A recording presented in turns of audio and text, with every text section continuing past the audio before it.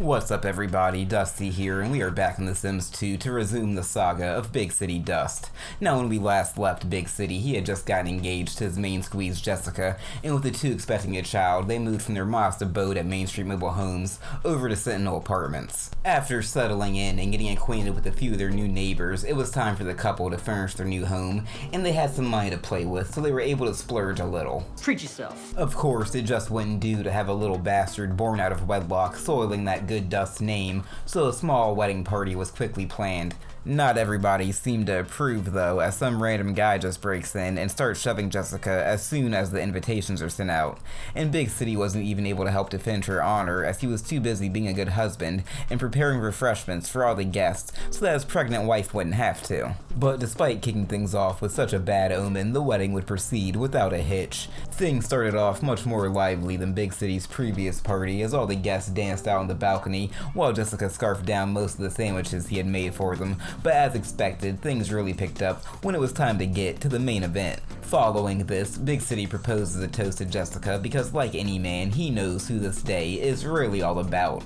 The two would then engage in the traditional cutting of the cake, and it was shortly after this that I realized they had a couple of wedding crashers on their hand. Like, who the hell is the small child enjoying some of the cake?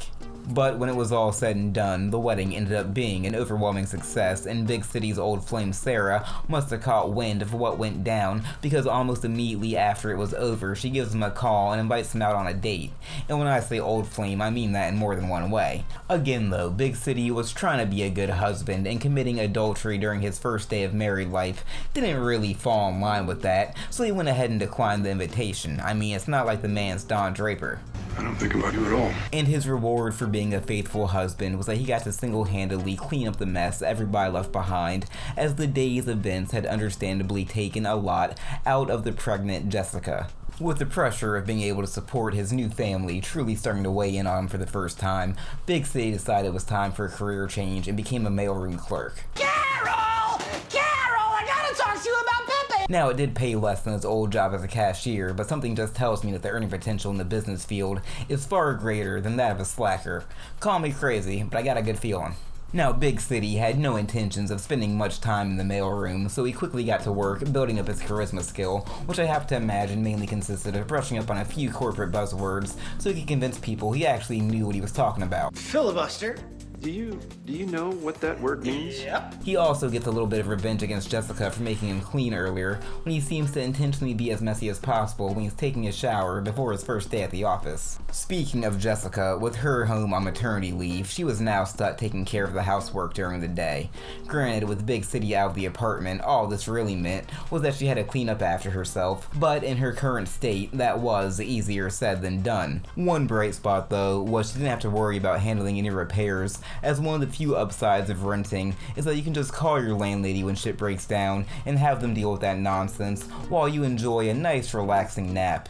And Jessica would be waking up to the news that she was now married to an executive assistant. After only one day, Big City was already making the same amount of money as her, and she was on like level 4 of the slacker path, so yeah, I think it's safe to say he made the right call. But while learning some useless jargon might be enough to fool a few low-level executives, continued advancement in the cutthroat field of business requires a sharp mind, so Big City began to ponder the big questions in his search for knowledge. Yet despite all these sudden changes, Big City still made sure to find time to occasionally plug away at that novel of his. Now how it's actually going to turn out is anybody's guess, as The Sims 2 doesn't give you any updates about its progress, so hopefully he hasn't just been scribbling down psychotic rants this whole time. Even for the internet, it's pretty shocking. With Jessica's due date drawing closer and closer, it also seemed like a pretty good idea to start stocking up on baby crap to make sure they wouldn't have any unwanted visits from the social worker. These would turn out to be quite the prescient purchases too, as the very next day, shortly after Big City left for work, Jessica would give birth to their son Desmond.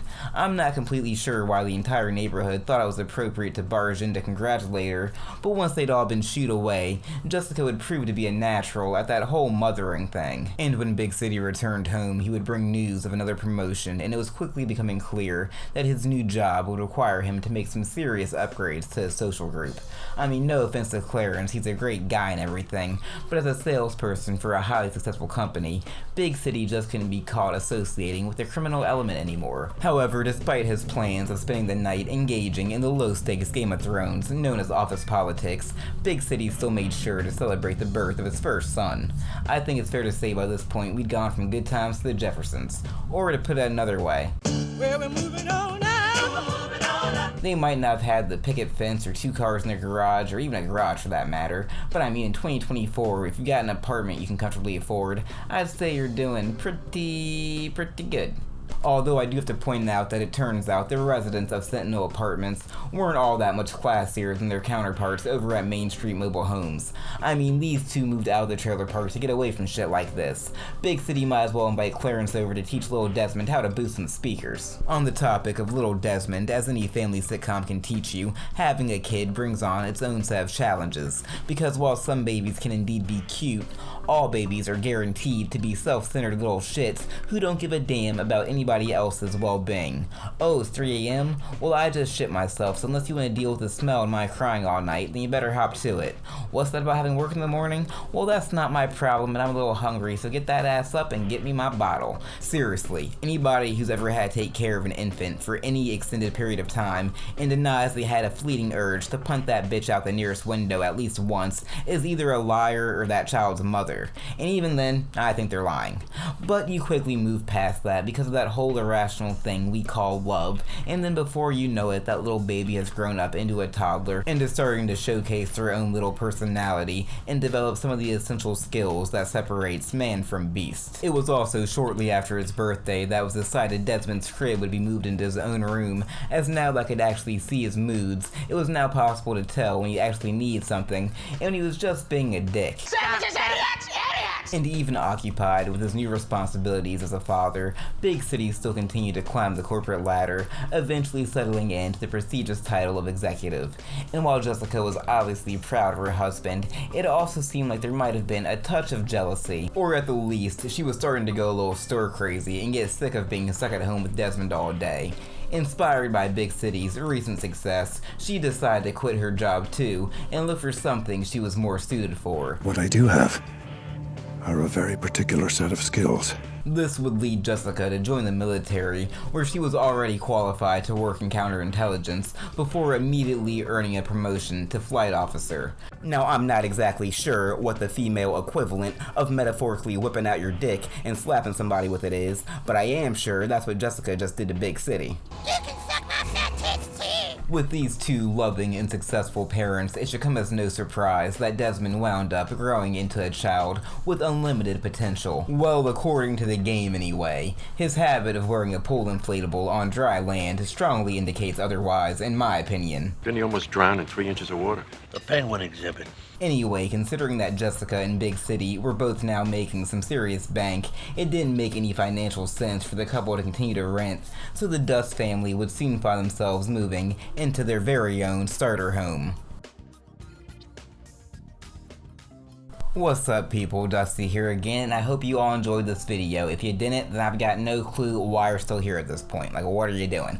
But if you did enjoy it, then why not leave a like and consider subscribing to the channel to be kept up to date with all my latest content. Or don't, you know. Don't let me tell you how to live your life. Anyway, as always, thanks for watching. I'm out.